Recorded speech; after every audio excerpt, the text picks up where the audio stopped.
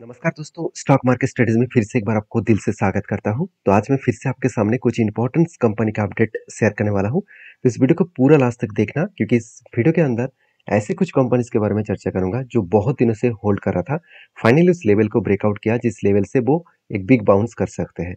तो चलो वीडियो को शुरू करते हैं। उससे पहले रिक्वेस्ट करूंगा, अभी तक अपने चैनल को सब्सक्राइब नहीं किया तो जरूर सब्सक्राइब कर लीजिएगा। तो सबसे पहले मैं बात करूंगा पॉलीकैब इंडिया लिमिटेड के बारे में। देखिए, पॉलीकैब के ऊपर बहुत एक लंबा जर्नी होने के बाद क कभी न कभी तो रुकना चाहिए था। तो जेफरीज़ ने जो टारगेट दिया था, फाइनली उस टारगेट को टच करने के बाद ही वो करेक्शन हो गया। जेफरीज़ ने जब एंट्री दिया था और टारगेट दिया था, वो भी मैं आपके साथ वीडियो बनाकर शेयर किया। और जेफरीज़ ने फिर से एक बार इस कंपनी के ऊपर एक अच्छा खासा टारगेट रखा। वो टारगेट कहाँ पे रखा, वो मैं आपको दिखाऊँगा। उससे पहले मेरा व्यू क्या है, वो मैं आपके साथ शेयर करूँगा। देखिए, सबसे पहले मैं टेक्निकली चार्ट पैटर्न्स के ऊपर बात करूँ तो कंपनी देखिए, जेफरीज़ ने जो टारगेट दिया था 7340 रुपीज़, फाइनली वही लेवल को टच किया और उसके बाद करेक्शन हो गया। उन्होंने एंट्री कब दिया था? उन्होंने एंट्री दिया था 7000 सॉरी, माफ़ी चाहता हूँ, 5730 रुपीज़ के आसपास से। तो उन्होंने इस टारगेट रखा था, यहाँ से यहाँ तक टारगेट रखा था। ऑलमोस्ट उनका जो टारगेट था, जो एंट्री लेवल से मैं अगर टारगेट तक देखूँ तो ऑलमोस्ट 51 डेज़ में कंपनी के ऊपर कितना टारगेट मिला? 27% के आसपास। एक शानदार तरीके से टारगेट अचीव हुआ, तो फिर से जेफरीज़ ने एक बड़ा टारगेट रखा। वो टारगेट क्या है? वो दिखाने से पहले मेरा व्यू क्या है, वो मैं आपको दिखाऊँगा। देखिए, कंपनी के ऊपर लगातार जर्नी होने के बाद कंपनी के ऊपर प्रॉफिट बुकिंग हुआ, नीचे आया, फिर से वो बाउंस बैक करने का कोशिश कर रहे हैं। अभी क्वेश्चन है, तो सर यहाँ पे सपोर्ट था, तो कंपनी पहले यहाँ से ही क्यों भागना स्टार्ट कर दिया? देखिए, उसके पीछे रीज़न आप समझ लीजिए। अगर मैं यहाँ पे एक रेंज अगर मैं आपको ड्रॉ कर दूँ, तो आपको सब कुछ क्लियर हो जाएगा। देखिए, इस रेंज मैंने क्यों ड्रॉ किया? क्योंकि देखिए, यहाँ पे कुछ टाइम होल्ड किया, उसके बाद ब्रेकआउट हुआ। कुछ टाइम यहाँ पे होल्ड किया, उसके बाद ब्रेकआउट हुआ, मतलब इस लेवल में कंपनी का वो सपोर्ट है। ऐसा नहीं कि इस लोअर लेवल तक इसका सपोर्ट है। हाँ, लोअर लेवल तक तो सपोर्ट है ही। तो ये जो रेंज बना, इसी रेंज में ही कंपनी का सपोर्ट बना था। तो सपोर्ट को फाइनली टेस्ट करने के बाद ही कंपनी यहाँ से बाउंस बैक कर रहा है। और कोई भी सपोर्ट से अगर कोई भी हैमर जैसे कैंडल पैटर्न क्रिएट करके आगे बढ़े, तो सोचना एक ग्रोथ होने का चांसेस बहुत ज़्यादा होता है। तो मुझे लगता है जिस तरीके से सपोर्ट लिया उसके बाद बाउंस बैक किया, तो एक अच्छा खासा जर्नी यहाँ पे देखने को मिल सकता है। तो अभी देखिए, इस कंपनी के ऊपर जो जेफरीज ने टारगेट रखा, वो कहाँ तक रखा? देखिए, Jefferies adjust Polycab India price target to 7970, 7970 तक उसका टारगेट अभी रखा गया है, फ्रॉम 8420। अभी 7970 कहाँ पे है? 7970 बहुत ऊपर है। मैं एक बार मार्किंग करके भी रखा हूँ। तो 7970 कुछ 7990 कुछ इस तरीके से लेवल में देखने को मिलेगा, इस तरीके से लेवल में। मगर जेफरीज ने कहाँ तक टारगेट रखा? जेफरीज ने पहले बताया था कि वो 8420 तक उसका टारगेट है। तो 8420 मतलब कुछ इस तरीके से लेवल में देखने को मिला। और करंट लेवल से अगर मैं उस लेवल तक भी देखूं, तो ऑलमोस्ट फिर से 28% के आसपास टारगेट मिलने का चांसेस है। अभी क्वेश्चन ये है कि मैं क्या इस जेफरीज के बात को सुनकर काम करूंगा? बिल्कुल नहीं। मैं किसी भी इंस्टीट्यूशन की बात सुनकर काम नहीं करता हूँ। हाँ, उसको स्टडी करता हूँ। क्या उन्होंने जो स्ट्रेटेजीज को फॉलो करके काम किया, क्या मेरे भी वहाँ पे कोई स्ट्रेटेजी बन रहा है? अगर बन रहा है तो मैं जरूर उस कंपनी के ऊपर ट्रेड लेने वाला हूँ। तो फिलहाल के लिए मेरा कोई इस कंपनी के ऊपर ट्रेडिंग नहीं है, क्योंकि मैं इस कंपनी के ऊपर अभी फिलहाल के लिए काम इसलिए नहीं करूंगा क्योंकि मुझे यहाँ पे कोई पैटर्न्स ही नहीं दिखा। जब तक कोई पैटर्न्स नहीं दिखेगा तब तक मैं काम नहीं करता हूँ। तो बाकी पॉलीकैब कोई बेकार कंपनी नहीं है, जबरदस्त कंपनी है। सिर्फ एक पॉइंट्स इस कंपनी के बारे में आपको बताऊंगा, उसको देखने के बाद ही आपको पता चलेगा कि कंपनी में कितना दम है। जैसे देखेंगे म्यूचुअल फंड ने क्या किया, लास्ट कुछ फ्यू मंथ्स में सेल, छोटे छोटे क्वांटिटी के साथ बाई, उसके बाद फिर से सेल, और फिर उसके बाद फिर से बड़े क्वांटिटी से बाई किया। मतलब एक अच्छा खासा बाइंग यहाँ पे देखने को मिला लास्ट जून मंथ में। तो जब इतनी बड़ी क्वांटिटी बाई हो रहा है, तो क्या कंपनी चुप बैठेंगे? कंपनी फिर से भागना स्टार्ट करेंगे। तो म्यूचुअल फंड ने बाई किया, शेयर में एक अच्छा खासा बूस्ट देखने को मिला। बाकी आपके क्या ओपिनियन है, जरूर मुझे कमेंट्स करके बताना।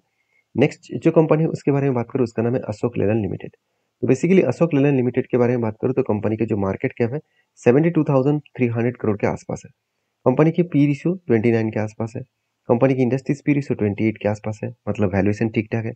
R O C R O भी एवरेज लेवल के ऊपर है, चलो ठीक ठाक है। इनकम भी जबरदस्त हो रहा है। तो दिक्कत कहाँ पे है? दिक्कत एक्चुअली कंपनी के कर्जे में है। अराउंड कंपनी के 4% ऑफ डेप्थ ऑफ इक्विटी है। मतलब depth of equity per equity में कंपनी का डेप्थ ₹4.5 के आसपास है।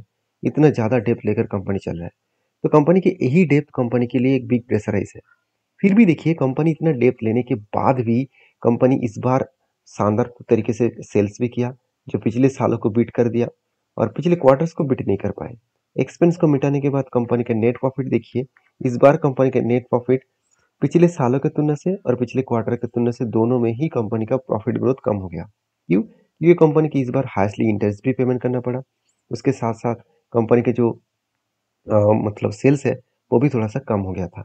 कोई बात नहीं, कंपनी कंटिन्यूअसली प्रॉफिट को मेंटेन किया, यही कारण के वजह से शेयर में एक जंप देखने को मिला। और जब मैंने इस कंपनी के ऊपर टेल लिया था उसके बाद क्या हुआ आप देख सकते हैं। जब यहाँ पे मुझे टेट मिला कुछ इस तरीके से लंबा जर्नी के हिसाब से आज का नहीं, 2018 से लेकर यहाँ पे बिग एक कप बना। आप देख सकते हैं यहाँ पे बिग कप बना, उसके बाद एक हैंडल बना और फाइनली यहाँ पे ब्रेकआउट भी हुआ। तो जब ब्रेकआउट हुआ उसके बाद देखिए कंपनी बहुत दिनों तक एक ही रेंज के ट्रेड कर रहा है। फाइनली जब इस रेंज को ब्रेक किया तब मैंने आपको बताया कि एक अच्छा खासा जर्नी होगा। जर्नी होने के बाद फिर से देखिए यहाँ पे फिर से कंपनी यहाँ पे क्या कर बैठे, होल्ड कर बैठे और फाइनली यहाँ पे भी इस लेवल को फाइनली कंपनी ब्रेकआउट कर चुकी है। तो फाइनली जिस तरीके से ब्रेकआउट हुआ अभी मुझे चाहिए इस ब्रेकआउट के ऊपर कोई भी स्ट्रांगली बाइंग कैंडल। अगर स्ट्रांगली बाइंग कैंडल क्लोजिंग हो गया तो सोचना वो अभी टारगेट में जाकर ही दम लेंगे, टारगेट को टच करके ही दम लेंगे। जो टारगेट निकल कर आ रहा है मेरा करीबन करीबन 300 के आसपास। तो एंटी लेवल से अगर टारगेट लेवल तक देखूँ तो कितने परसेंटेज आने का चांसेस है।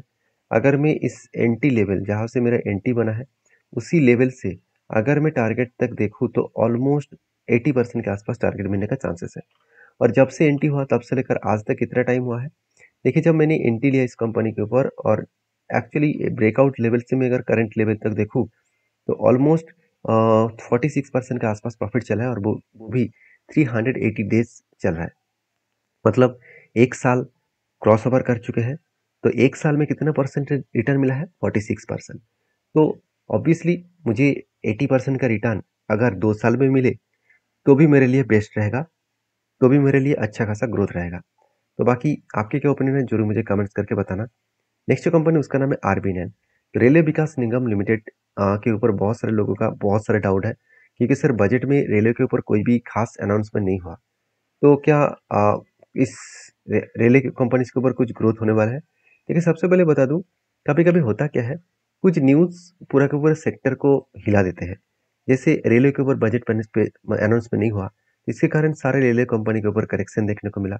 उसके साथ साथ आरबीएनएल के ऊपर भी करेक्शन हो रहा है। ऐसे नहीं कि सिर्फ आरबीएनएल के ऊपर हो रहा है, आप आर एफ सी, आरकॉन लिमिटेड, साथ ही साथ रेलटेल, तो इस सारे कंपनीज को चेकआउट कर लेना। सारे कंपनीज का हालत इसी तरीके से देखने को मिलेगा। तो क्वेश्चन यहाँ पे ये है, क्या कंपनी के ऊपर कुछ खास परफॉर्मेंस नहीं हो रहा है? बिल्कुल हो रहा है। कंपनी के ऊपर फिर से एक बार गुड अनाउंसमेंट हो चुके हैं। कंपनी कंटिन्यूसली अलग अलग प्रोजेक्ट के ऊपर काम करना स्टार्ट किया है। बहुत सारे प्रोजेक्ट कंपनी को मिला, एक एक करके जितने सारे प्रोजेक्ट आ रहे हैं मैं आपके साथ शेयर कर रहा हूँ। अभी देखिए फिर से एक नया प्रोजेक्ट नया टेंडर कंपनी को मिला, रेलवे विकास निगम लिमिटेड। कंपनी क्या बता रहा है आप देख सकते हैं। 25 तारीख को इस अपडेट आया था। रेलवे विकास निगम लिमिटेड जो है सिक्योर लेटर ऑफ द, आप देख सकते हैं acceptancy for the Indian rupees 1.91 billion contract. तो बिग कॉन्ट्रैक्ट मिला मेरे हिसाब से। ये कॉन्ट्रैक्ट भी किस कहाँ से मिला, साउथ ईस्टर्न रेलवे से। तो साउथ ईस्टर्न रेलवे से कंपनी को 1.9 बिलियन रुपीज का कॉन्ट्रैक्ट मिला। तो एक बिग पॉइंट ऑफ व्यू से मैं बात करूँ तो कंपनी को अच्छा खासा कॉन्ट्रैक्ट मिला और वो भी किसके लिए आप देख सकते हैं। Contract is for the design supply मतलब जो इरेक्शन है उसके साथ साथ टेस्टिंग है एंड कम्युनिकेशन के ऊपर। तो और वो भी 132 किलोमीटर्स के ऊपर काम करना पड़ेगा। 132 किलोमीटर्स के ऊपर काम करने के लिए टोटल साउथ ईस्टर्न रेलवे ने अच्छा खासा यहाँ पे प्रोजेक्ट दिया और वो भी कहाँ पे है आप देख सकते हैं, चक्रधरपुर। तो चक्रधरपुर के एरिया में कंपनी का प्रोजेक्ट मिला, काम करने का प्रोजेक्ट मिला है। तो बेसिकली आरबीएनएल के ऊपर मैं हमेशा पॉजिटिव हूँ। अभी फिलहाल के लिए कुछ पॉइंट्स मैं दिखाऊंगा जिसके कारण मुझे थोड़ा सा यहाँ पे रिस्क तो जरूर लगता है। तो वो वीकनेस क्या है आप देख सकते हैं।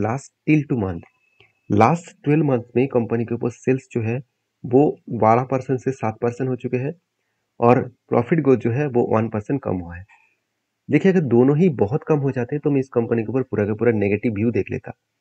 तो कंपनी में दोनों में तो नेगेटिविटी उतना ज़्यादा नहीं है।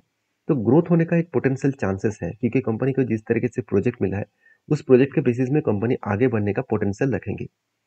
तो बाकी इसी कारण की वजह से मैंने इस कंपनी के ऊपर कंटिन्यू करने का फैसला लिया और बाकी रिजल्ट आने दीजिए, तब पता चलेगा एक्चुअली कंपनी कर रहा है। क्योंकि पिछले लास्ट कुछ फ्यू क्वार्टर्स में कंपनी लगातार खुद के प्रॉफिट को बढ़ाते चले गए।